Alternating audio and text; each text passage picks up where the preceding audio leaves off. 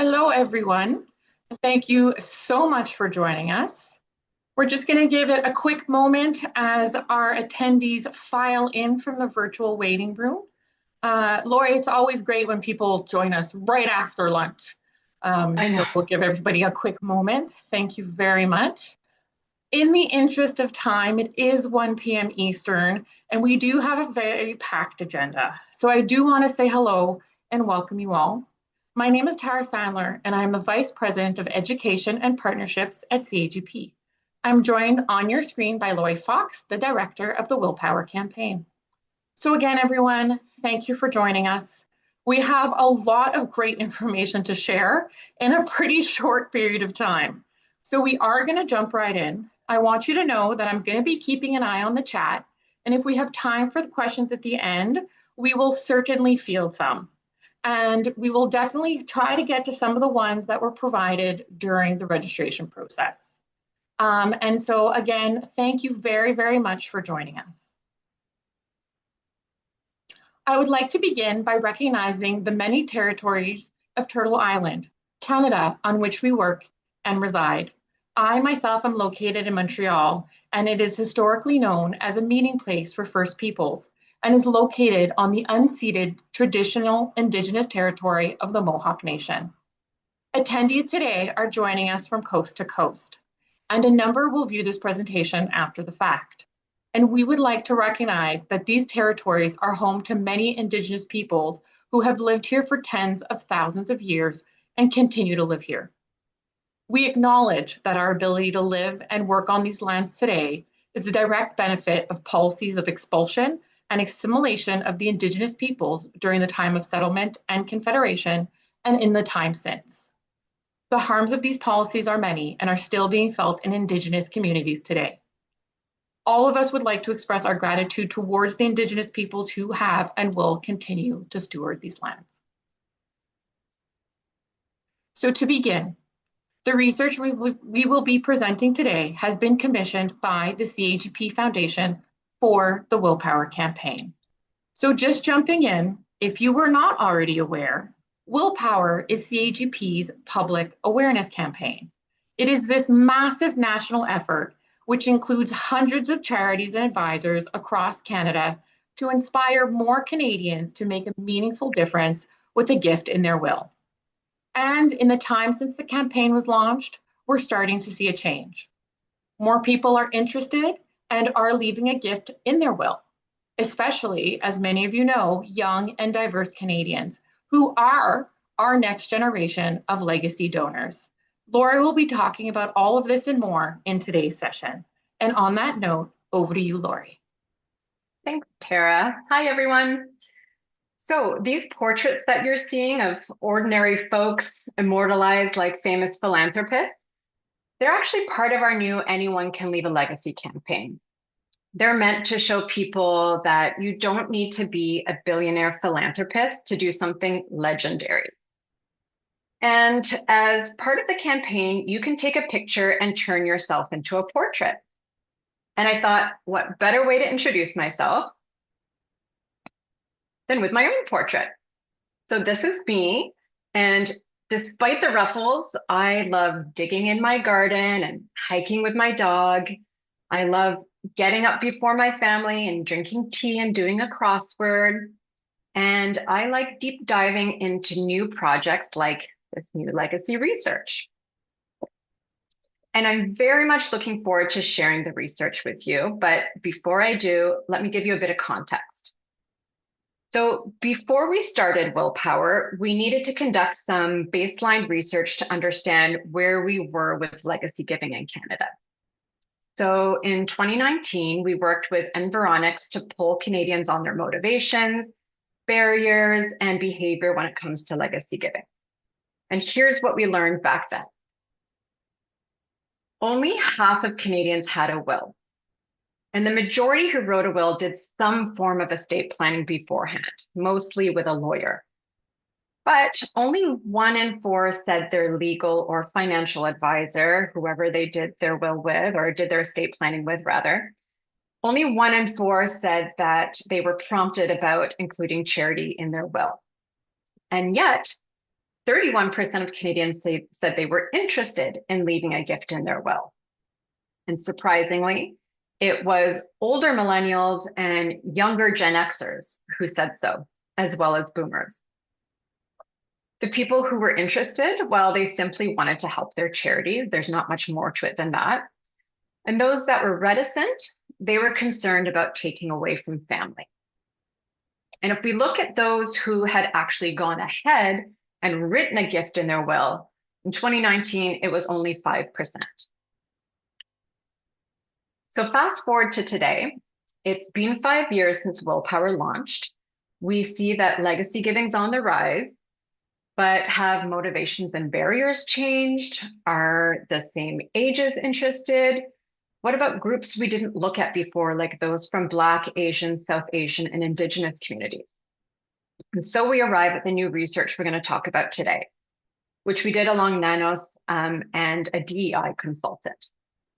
We're going to break it up into 3 parts for you: will writing, estate planning, and charitable bequests. Ready? Let's start with will writing. So to begin, we wanted to know, does everyone understand a will in the same way?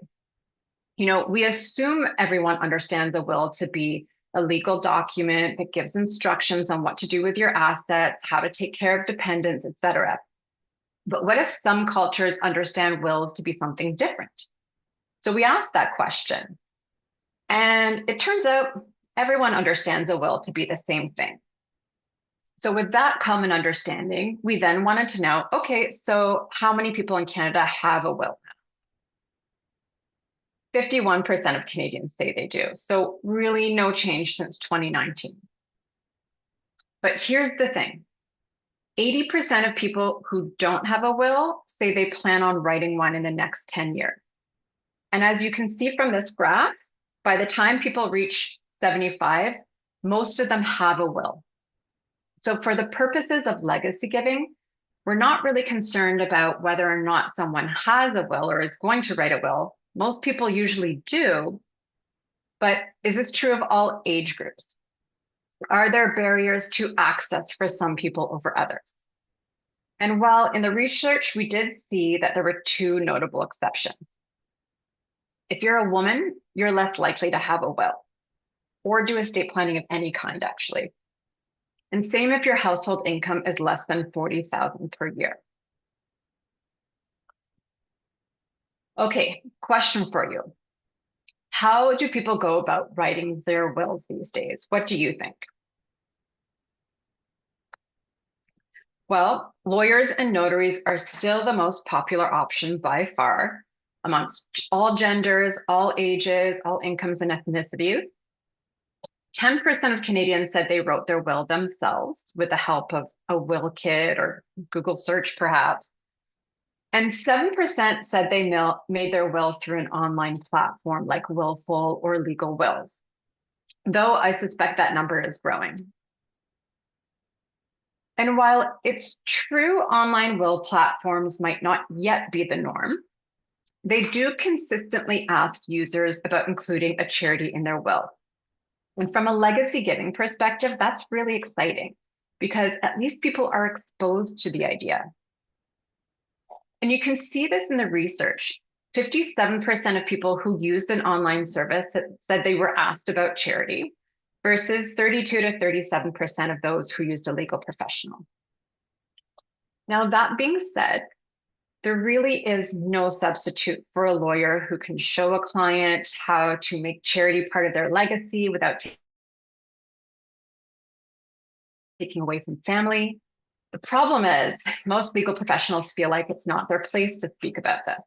And I just wish they knew how many people tell us they regret that their lawyer never brought it up. Okay, so will writing is one thing, but what we really wanted to know about is estate planning. The estate planning that's done, before someone writes a will, because that's where the decisions are made. So we started by asking people if they even engaged in any estate planning before writing their will.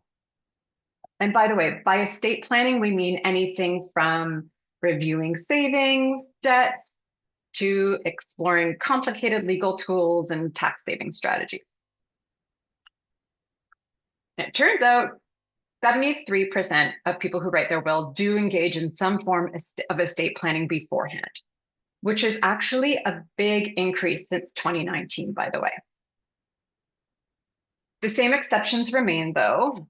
Women and those who have household income of less than 40,000 are less likely to do estate planning.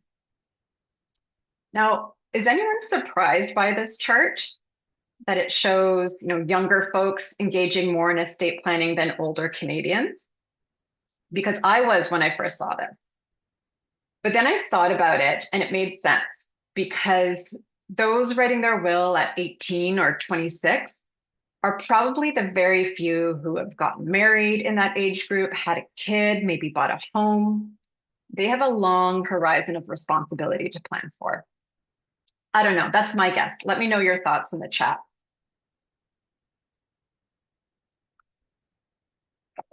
And where do people go for estate planning advice? Again, mostly legal professionals, though there has been a big increase in the number of people going to financial advisors to help plan their estate. Actually, it's almost doubled since 2019. And what's great is that more advisors seem to be discussing charity as part of their estate planning process too. The numbers show it. 60% of people who use a financial advisor to plan their estate say that charity was discussed. But whether you're a lawyer, notary, financial advisor, or accountant, the research still shows two major gaps. Immigrant communities are far less likely to say their advisor, whether legal or financial, broached the idea of charity with them. And the same is true for Francophones. They also say that their advisors rarely bring up the topic. So another gentle nudge that clients, immigrants and Francophones included, they want to include charity in their will. And as we'll see in a bit, almost half of the country say they see themselves doing it. So better to have a professional show them how to do it well, right? Now, this is the interesting part. What influences people's decision-making as they plan their estate? This is where we begin to see how charitable giving comes into play. I found there's really not that much difference between people and what's important for them, regardless of age, gender, language, ethnicity. Pretty much everyone makes estate planning decisions with personal values and family expectations in mind, more so than any other factor. But there are some interesting nuances that popped out for me. For example, Black communities say religious belief is one of the top drivers of their estate planning decisions. And while all communities say they're influenced by family expectations and advice, South Asians place a relatively higher emphasis on it.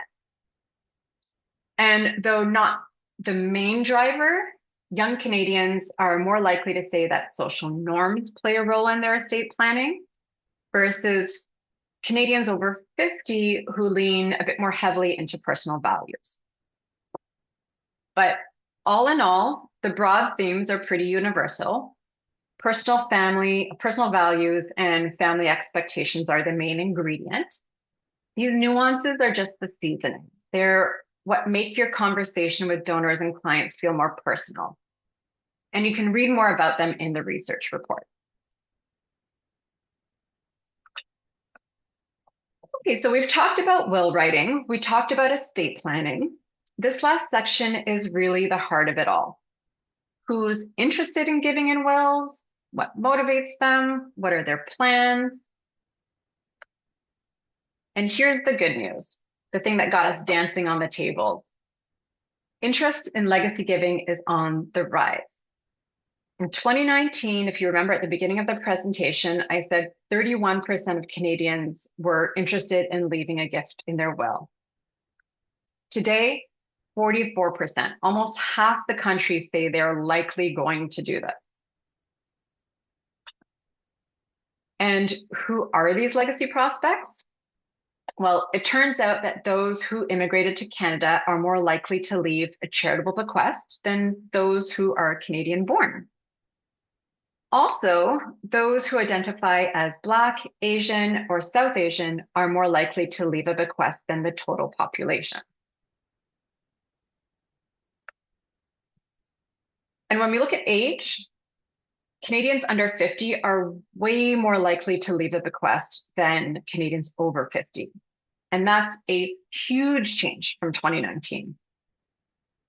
Now, the first reaction people have to this stat is that younger folks aren't writing their wills, or it's going to be too long before their legacy gift comes in.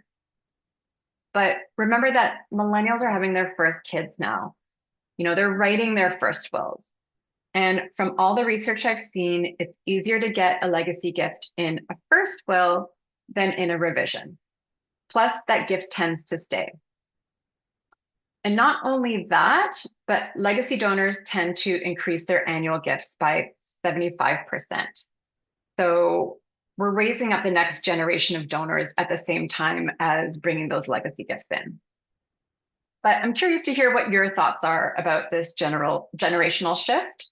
Let me know in the chat.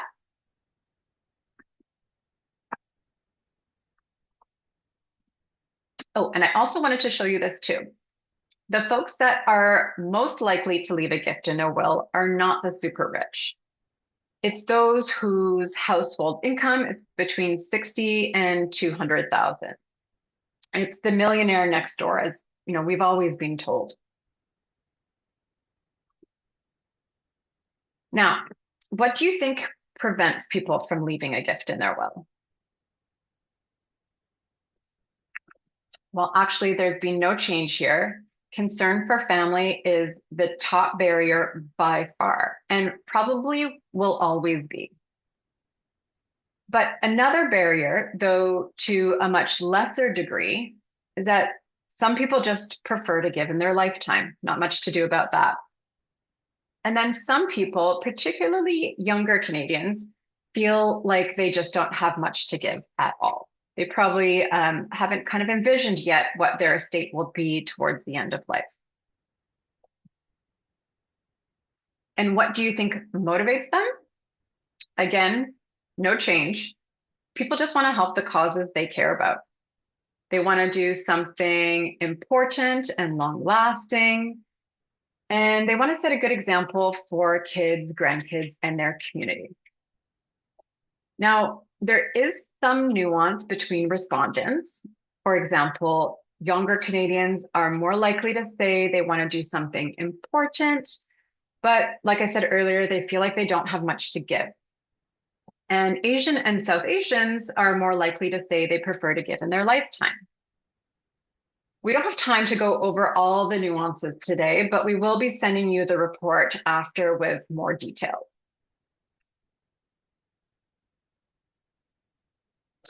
Okay, so we've got all these folks who are interested in leaving a gift in their will. I'm sure you're wondering which causes they give to. Well, on average, people plan on including 2 charities in their will. And here are the top choices when it comes to the causes they're considering. Just give you a moment to read that over.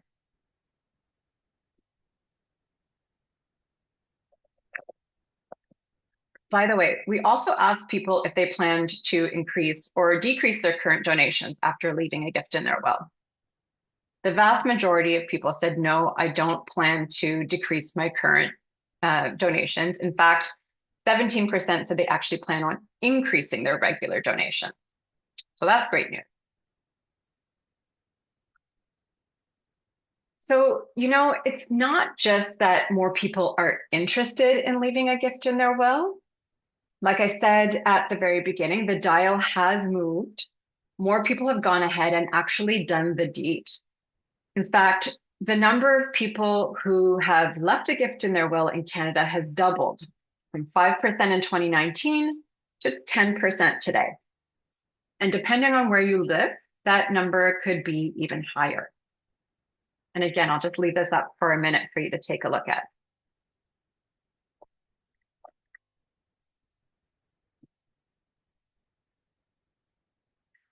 And who are these donors that are leaving gifts and wills? Well, we've seen an increase across the board. There are more Canadians under 50 that have already made a charitable bequest compared to Canadians over 50. As an example, 14% of millennials have left a gift in their will already versus 7% of boomers. Kind of surprising, right? Now, this will be of interest to the charities on the call. When we asked people where they learned about legacy giving in the first place, Canadians over 50 said from a charity. However, very few Canadians under 50 said the same. So what this shows me is that charities just aren't speaking to the younger set. But if you take one thing away from this presentation, it's that the face of legacy giving is changing. It's diverse Canadians and younger than you would think that are the ones leaving charitable bequests. And if you don't speak to them now when they're writing their first will, you may miss the boat. And we also asked, by the way, those who were interested in planning on leaving a gift in their will, what's stopping them from taking action? And for most people, it's just time. They might not yet be at a place where they can write their will. Perhaps they haven't chosen their charity. They haven't gotten around to it or the planning with their husband or their advisor. So really, it's just time. So there we go. We've gone through all the major findings from the report. We did go through things rather quickly. So if you need more time with the research, you can always download the report. We'll be sending you this recording and a link to the report after. And if you've been thinking throughout this presentation, how do I action all this information? Sounds like a lot. I would recommend you look at becoming a partner in the Willpower campaign. Not only is it the best way to get in front of Canadians considering a gift in their will, it also comes with a plug and play plan giving materials. Essentially plan giving in a box. And that's it. Thank you so much, Tara. I'm sure we have tons of lots of time for questions, or some time for questions. Thank you, Laurie. That was awesome. We do have a number of questions coming in, and we have about 8 minutes. So my friends who are on the call, please take a moment. If you do have additional questions, feel free to pop them in the chat and we will do our best to get through them. Again, as Laurie noted, the research report itself is extensive. So we were only really able to highlight a few areas. And so there was an observation by one of our friends on the call noting that they feel that perhaps family traditions of immigrants dictate what they do as they age. And that's perhaps why wills are not top of mind for them in relationship to some of those priorities. So that was an area that was shared. Another individual had a question around the attrition rates for the 14% under 44 who have left a gift in their will. Do we anticipate that a gift in a first will remains throughout revisions and rewrites? Yeah, so that specific question was not studied in this research report, but there is information out of the UK. There is a research report that was done a few years ago out of the UK showing that, yes, gifts that are left in wills earlier do actually tend to stay over time, more so than other gifts. I think what they're looking at, though, to be honest, is whether the bequest itself has stayed in the will. Whether the charity has changed, I don't have information on that. But I will say that I did see somewhere, and I'll have to remember which research report this was, that surprisingly, the attrition rate for charitable bequests is only 11%. Fewer people take the gifts out of their will than you would think. And I think, if you don't mind me adding, I think some of those pieces, a lot of this talks about intention, and that intention will remain there as priorities perhaps change. So as people do go through various areas of their life and engage with various charitable organizations, perhaps they might be more focused on research or animal welfare or perhaps education as they move through various stages in life. And as a plug for everything else, my friends, never forget stewardship. Never forget those conversations you're having with their donors because they are paying attention. So not necessarily being removed, but things might change as well. So a few more questions coming in. One of them had asked about the methodology of the report. So it was an online poll with approximately 1,200 responses for 18 and over, and that was also done in English and French. And we also had representation from those from across the country. We do have a number of questions that are coming in. I think I got the survey one size. Laurie, you're the best person to answer this. How many current partners does Willpower have in relationships to some charities and advisors? We have around 500. Excellent. Some folks also noting your colleagues are asking great questions. A piece on thanking you for some of this great insight. Do you think that gifts to donor advised funds will help alleviate some of the uncertainty about leaving a gift due to the ease of changing ultimate charitable organizations? This is a personal opinion. I don't know. None of the research showed it. But I think for some Canadians, yes. But from what I understand, and correct me if I'm wrong, people who are leaving donor advised funds do tend to be a little bit more high net worth. I believe the minimum buy-in for many donor advised funds is around $25,000. So certainly for those who are kind of at the higher income scale, but as we showed with that chart on household income, it's really kind of like the middle income Canadian who's leaving a gift in their will. So I don't know if it will have an effect, to be honest, to be seen. Let me know if you think differently. Amazing. So we do have a few of colleagues sharing some additional insights, noting not to underestimate the importance of liquidity events in estate planning, sales of businesses, inheritances, lottery winnings. I wish we could get some lottery winnings, my friends. All of those things can stimulate an interest in making a legacy gift. So that was noted. We have some notes around some housekeeping pieces, some specific willpower questions. So we'll try to get to those if there's anything beyond the research report questions. Everyone will receive a copy of today's recording as well. So that was also asked. And then there were some notes about major gifts. So willpower question, Laurie. If Willpower does receive a call or an email from an individual looking to work directly with a local nonprofit or charity, how are these leads handled by the Willpower team? So if you're a partner in the Willpower campaign, we will pass the leads on to you. We certainly do get a number of leads per day, per week for folks that say, yes, I'm considering a gift in my will. Yes, I've already left a gift in my will. They indicate which charity. And if we have their permission, we do pass it on to the charity, but you do need to be a partner in the campaign.